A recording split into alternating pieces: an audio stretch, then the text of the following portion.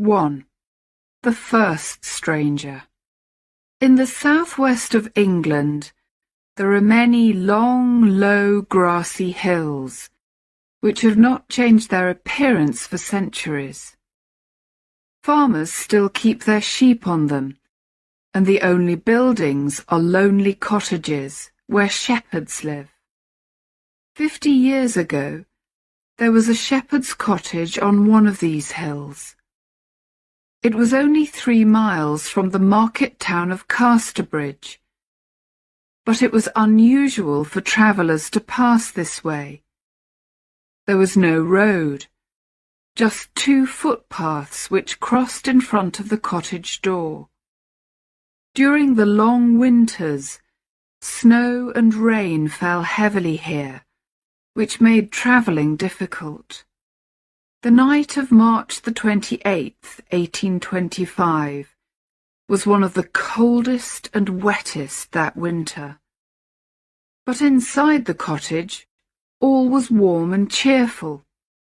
Shepherd Fennel had invited family and friends to drink to the health of his youngest child, a recent arrival in the family. 19 people were at the party. Married women and single girls, shepherds and farm workers, young people talking of love, and old friends talking of the past. Shepherd Fennel had chosen his wife well.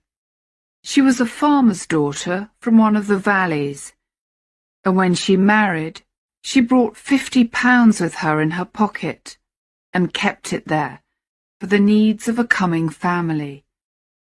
She did not like to spend money unnecessarily and had worried about the kind of party to give that evening.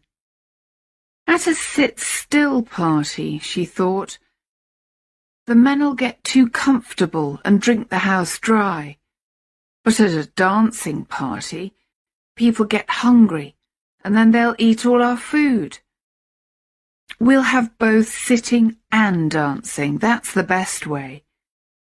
And secretly, she told the fiddler to play for no more than 15 minutes at a time. But when the dancing began, nobody wanted to stop. The fiddler refused to catch Mrs. Fennel's eye and played on. The music got louder and louder, and the excited dancers stepped faster and faster. Mrs. Fennel could do nothing about it, so she sat helplessly in a corner as the minutes became an hour. While this was happening indoors, outside in the heavy rain and darkness, a figure was climbing up the hill from Casterbridge. It was a tall, thin man, about 40 years old, dressed all in black and wearing thick, heavy boots.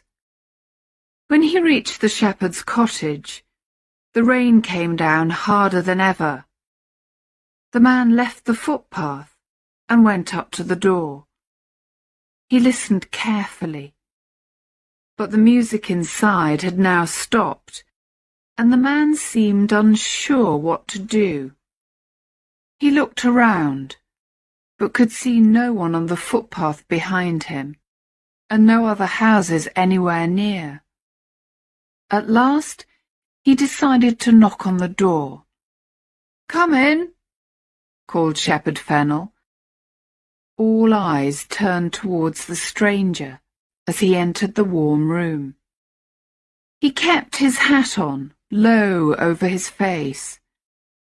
"The rain is heavy, friends," he said in a rich, deep voice. "May I come in and rest here for a while?" "Of course, stranger," replied the shepherd. "You've chosen your moment well, because we're having a party tonight. There's a new baby in the family, you see. I hope you and your fine wife will have many more, shepherd," the man answered, smiling politely at Mrs. Fennel. He looked quickly round the room and seemed happy with what he saw. He took his hat off and shook the water from his shoulders. "Will you have a drink with us, stranger?" asked Fennel. He passed a mug of his wife's homemade mead to the newcomer, who drank deeply from it and held it out for more. "I'll take a seat in the chimney corner, if you don't mind," said the man, "to dry my clothes a bit." He moved closer to the fire and began to look very much at home. "There's only one more thing that I need to make me happy," he added, "and that's a little tobacco." "I'll fill your pipe," said the shepherd kindly. "Can you lend me one?" "You're a smoker and you've no pipe?" said Fennel. "I dropped it somewhere on the road." The man lit the pipe that Fennel gave him, and seemed to want to talk no more. 2. The second stranger. During this conversation, the other visitors had not taken much notice of the stranger, because they were discussing what the fiddler should play next. They were just getting up to start another dance, when there was a second knock at the door. At this sound, the stranger turned his back to the door and seemed very busy trying to light his pipe. "Come in," called Shepherd Fennel a second time. In a moment, another man entered. He, too, was a stranger. This one was very different from the first. There was a more cheerful look about him. He was several years older, with greying hair and a full reddish face. Under his long wet coat, he was wearing a dark grey suit. "I must ask to rest here for a few minutes, friends," he said, "or I shall be wet to the skin before I reach Casterbridge." "Make yourself at home, sir," replied Fennel, a little less warmly than when welcoming the first stranger. The cottage was not large. There were not many chairs, and these newcomers brought cold, wet air into the room. The second visitor took off his coat and hat and sat down heavily at the table which the dancers had pushed into the chimney corner. He found himself sitting next to the first stranger, who smiled politely at him and passed him the mug of mead. The second man took it, lifted it to his mouth, and drank without stopping, watched by Mrs. Fennel, who was not pleased at this free drinking of her best mead. At last, the man in the grey suit put down the mug with a happy sigh. "That's wonderful mead, Shepherd," he said. "I haven't tasted anything as good as that for many years." "I'm pleased you enjoy it, sir," replied Shepherd Fennel. "It's goodish mead," agreed his wife, a little coldly. "Made from our own honey, of course, and it is trouble enough to make, I can tell ye, but we may not make any more. Honey sells well, and we don't need much mead for ourselves." "Oh, but you can't stop making this," cried the man in grey. He took the mug again and drank the last drop. "I love mead, as much as I love going to church on Sundays, or giving money to the poor." "Ha, ha, ha," said the man by the fire, who seemed to enjoy the stranger's little joke.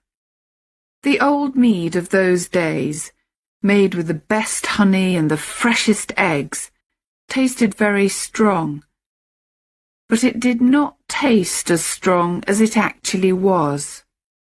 Before long, the stranger in grey became very cheerful and red in the face. He made himself comfortable in his chair and continued the conversation. "Well, as I say, I'm on my way to Casterbridge," he said. You don't live there, then?" said Shepherd Fennel.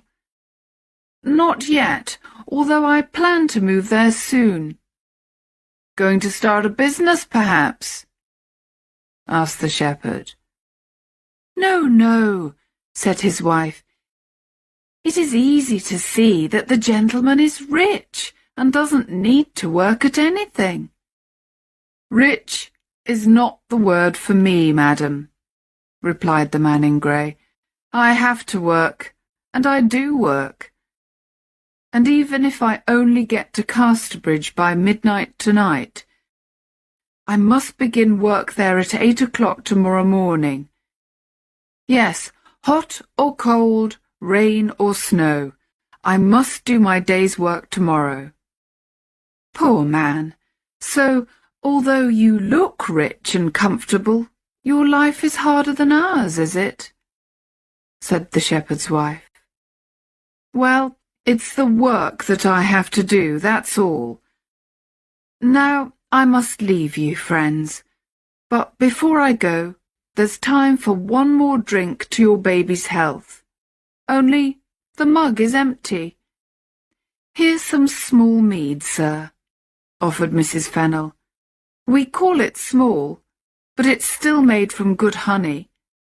"No," said the stranger, "I prefer to remember the taste of your best mead, thank you." "Of course you do," said Shepherd Fennel quickly. He went to the dark place under the stairs where the best mead was kept, and filled the mug. His wife followed him and spoke worriedly to him in a low voice. "I don't like the look of the man at all. He's drunk enough for 10 men already. Don't give him any more of the best." "But he's in our house, my love, and 'tis a miserable wet night. What's a mug of mead, more or less?" "Very well. Just this time, then," she said, looking sadly at the mead. "But who is he, and what kind of work does he do?" "I don't know. I'll ask him again." While the man in grey drank his mead, Fennel asked him again about his work. But the man did not reply at once. Suddenly, the first stranger spoke from his seat by the fire. "Anybody may know what I do. I work with wheels." "And anybody may know what I do," said the man in the grey suit, "if they're clever enough to find it out." There was a short silence, which the shepherd's wife broke by calling for a song. The second mug of mead had made the stranger's face even redder and more cheerful than before, and he offered to sing the first song. This is what he sang. "My job is the strangest one, honest shepherds all, work that all the world can see. My customers I tie, and I take them up so high, and send 'em to a far country." No one spoke except the man near the fire, who joined in the last part with a deep musical voice. "And send 'em to a far country."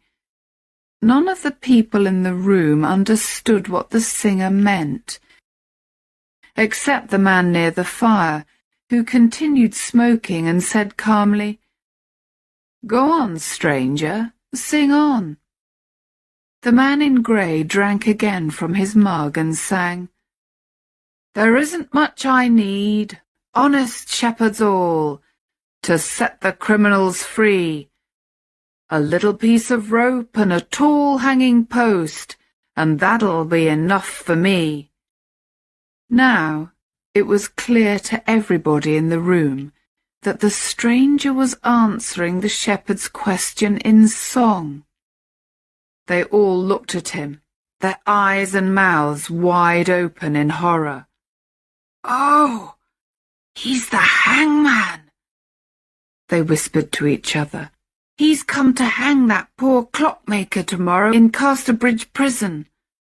The clockmaker who had no work and whose children had no food, So he stole a sheep and now he's going to hang for it. 3. The third stranger. Just then there was another knock on the door. People seemed frightened, and Shepherd Fennel was slow to call out, for the third time, the welcoming words, "Come in." The door was gently opened, and another stranger stood in the doorway. He was a little man with fair hair, and was tidily dressed. "Can you tell me the way to—" he began, but stopped speaking when his eyes fell on the stranger in grey, who at that moment started singing again. "Tomorrow is my working day, honest shepherds all, working with the little piece of rope. A sheep has lost its life, and the thief must pay the price. He'll find some peace with God, we hope." The man by the fire repeated cheerfully in his deep voice, "He'll find some peace with God, we hope." All this time the third stranger had stood in the doorway, and now everyone turned to look at him. They saw to their surprise that his face was white. His hands were shaking, and his eyes were fixed in horror on the man in grey. A moment later he turned and ran away into the darkness and the rain. "Who can that be?" asked Shepherd Fennel. No one answered. The room was silent, although there were more than 20 people in it, and nothing could be heard except the rain beating on the windows. The stillness was broken by a bang. It was the sound of a gun, and it came from Casterbridge. "What does that mean?" cried several people at once.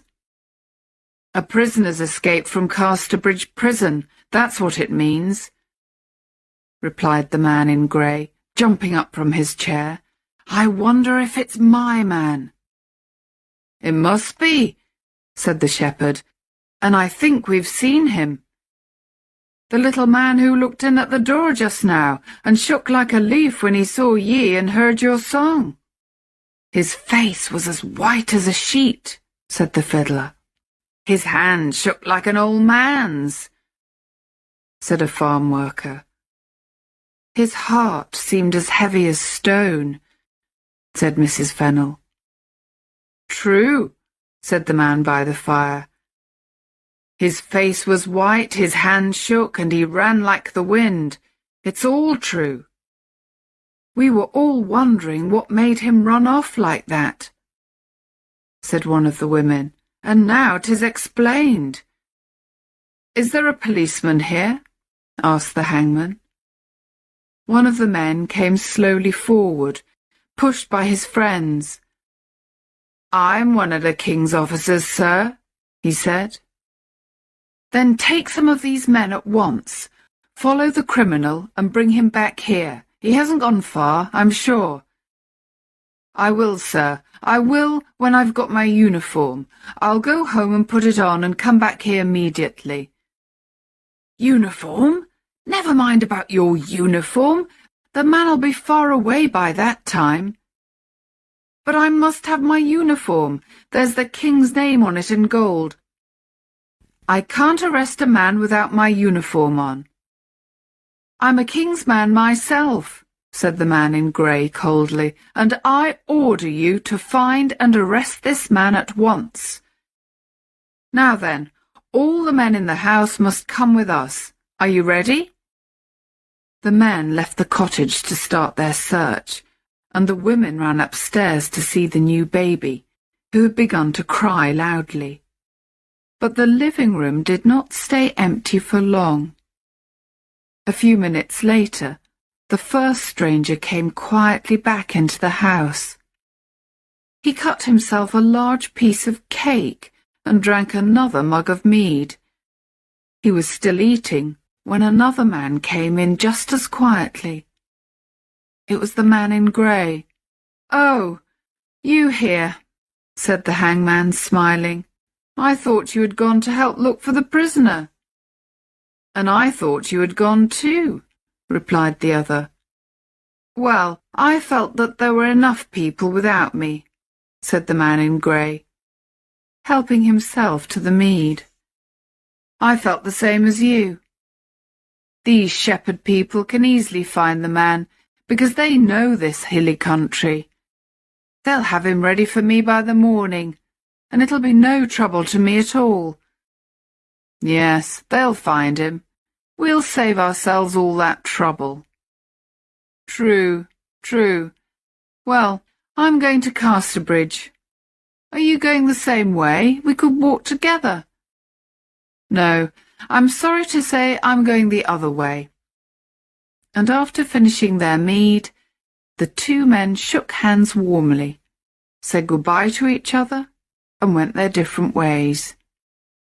Out on the hills, the shepherd and his friends were getting cold and wet in their search for the prisoner. They had no luck at all, until they reached the top of a hill, where a single tree stood. Suddenly, they saw the man who they were looking for, standing next to the tree. "Your money or your life!" cried the policeman loudly. "No, no," whispered the shepherd. "That's what robbers say, not good, honest people like us." "Well, I must say something, mustn't I? You don't realize how difficult it is to remember what to say." The little man now seemed to notice them for the first time. "Well, travellers, did I hear you speak to me?" he asked. "You did," replied the policeman. "We arrest ye for not waiting in Casterbridge prison for your hanging tomorrow." The little man did not seem at all afraid, and to everyone's surprise, agreed with great politeness to go back to the shepherd's cottage. When they arrived there, they discovered that 2 officers from Casterbridge prison and a judge who lived nearby were waiting for them. "Gentlemen," said the policeman, "I've brought back your prisoner. Here he is." "But this is not our man," cried one of the prison officers. "What?" said the judge. "Haven't you got the right man?" "But then who can this man be?" asked the policeman. "I don't know," said the prison officer. "But our prisoner is very different. He's tall and thin, with a deep musical voice." "That was the stranger who sat by the fire," cried Fennel. The little man now spoke to the judge for the first time. "Sir," he said, "I must explain. I've done nothing wrong. My only crime is that the prisoner is my brother. Today, I was on my way to visit him in Casterbridge prison for the last time, when I got lost in the dark. I stopped here to ask the way, and when I opened the door, I saw my brother sitting by the fire. Right next to him was the hangman who'd come to take his life. My brother looked at me, and I knew he meant, 'Don't tell them who I am, or I'll die.' I was too frightened to do anything except turn and run away." "And do you know where your brother is now?" "No, sir. I haven't seen him since I left the cottage." "And what's his job?" "He's a clockmaker, sir. He said he worked with wheels," said Shepherd Fennel. "He meant the wheels of clocks and watches, I suppose." "Well, we must let this poor man go," said the judge. "Clearly it's his brother who is the wanted man." And so the little man left the cottage with a sad, slow step. The next morning, men were out on the hills again, searching for the clever thief. But the shepherds and farm workers did not look very carefully. They did not think the man should hang just for stealing a sheep. and they liked the wonderful coolness that he showed when sitting next to the hangman at the shepherd's party. So the prisoner was never found, and the man in grey never did his morning's work in Casterbridge, nor ever met again the friendly stranger who had sung the hangman's song with him by the shepherd's fire. The grass has long been green on the graves of Shepherd Fennel and his wife, and the baby whose health was drunk that night is now an old lady. But the arrival of the three strangers at the shepherd's cottage, and all that happened afterwards, is a story as well known as ever in the hills and valleys around Casterbridge.